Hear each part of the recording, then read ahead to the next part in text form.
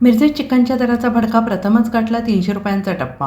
उन्हाचा तडका आणि उत्पादनातील घटीचा खवय्यांच्या खिशाला फटका. रमजानच्या तोंडावर ग्राहकात नाराजी. SBN मराठी गणेश आवळे स्पेशल रिपोर्ट. मिरज येथील बाजारपेठेत चिकनच्या दराने आजवरचे सर्व विक्रम मोडीत काढलेले असून प्रति किलोचा दर हा 300 रुपयांवर गेल्याने सर्वसामान्यांच्या खिशाला मोठी कात्री लागलेली आहे.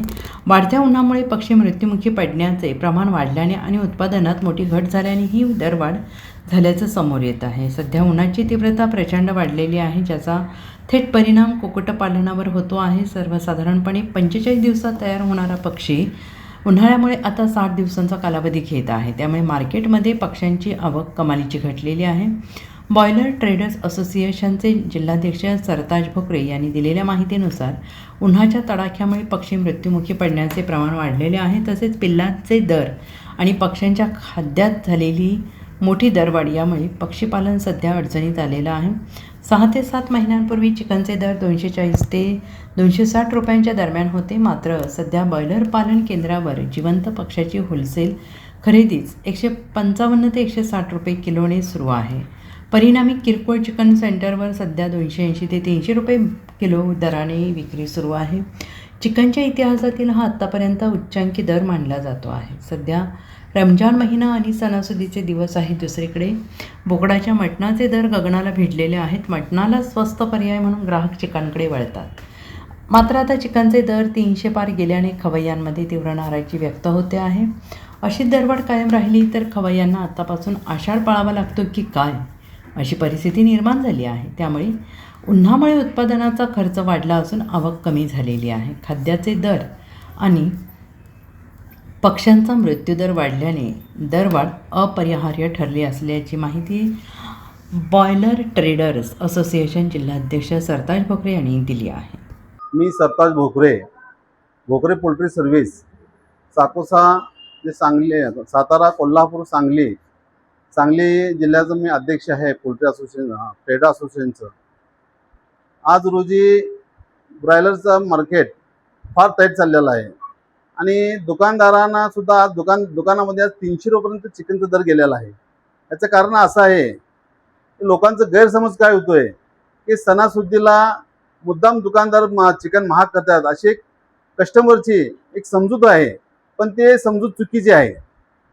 आज मार्केटमध्ये ऊन जास्त पडतोय, त्यामुळं मालाचंही शॉर्टेज आहे आणि जे लहान पिल्लं जे आहेत म्हणजे चिक्स, एका दिवसाच्या चिक्सची किंमत सध्या 60 रुपये आहे.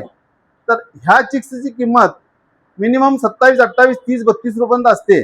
जास्त जरी महाग झाला तर ती वस्तू जास्तीत 40 रुपये जाते. पण आज मार्केटमध्ये एका दिवसाची चिक्सची किंमत 60 ते 61 रुपये आहे. त्यामुळं फार्मरलाही हा दर म्हणजे जर दर कमी असेल तर ते फार्मरलाही परवडत नाही. दुसरी गोष्ट अशी आहे, जे चिक्स आणि ब्रॉयलर पक्षी ते 45 ते 42 ते 25 दिवसामध्ये 3 किलो व्हायला पाहिजे, तो आज पक्षी 60 दिवस घेतोय.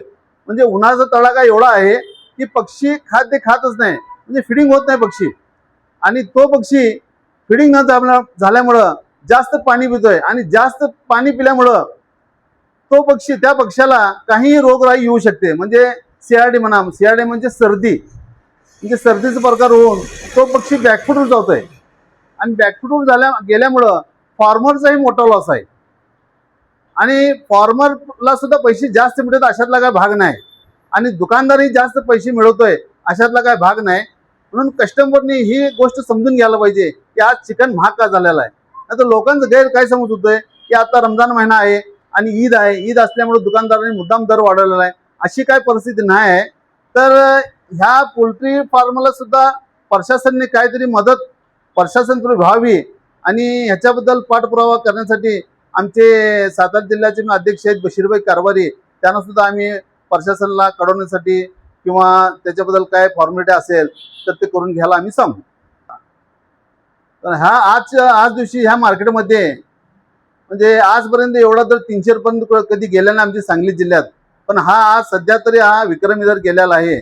तरी कस्टमरनी पण दुकानदारांना सहकार्य करावं, कारण मालच महाग आहे. आणि समजा आज दुकानदार जर 50 पक्षी विकत असेल तर त्याची 2-3 पक्षी जर मेली, दगावली 2-3 पक्षी, तर ते पक्षी कापत नाही दुकानदार, ते टाकून देतोय. त्यामुळे दुकानदाराची फार नुकसान आहे.